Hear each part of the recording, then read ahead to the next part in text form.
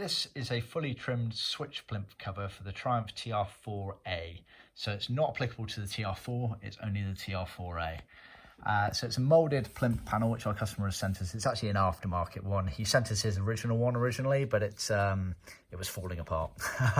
So I suggested that he source an aftermarket one so that it would actually look half decent when trimmed. So this has been done in leather, in parchment, in the grained leather, as you can see. We would scarf this down on our in-house thinning machine to allow for an easier pliable finish. We add a top stitch seam to allow for the inner shape. Now on the TR4As, it's sat in the car like that, and you can see the indentations obviously for where the holes are on the back.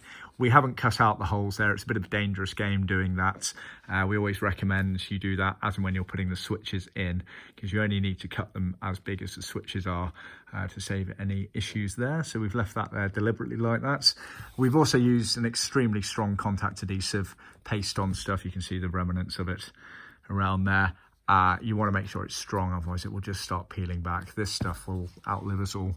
And then we've use some staples here. You could use tacks as well in the corners. You were just finding that it was effectively peeling back slightly with just the glue on those molded bits. It's fine on metal, but on these molded bits, it's you need to rough it up to get it to stick, and we thought a few staples would certainly help improve. So as you can see, a very nice, neat finish going around there. We can offer these in vinyl or in leather.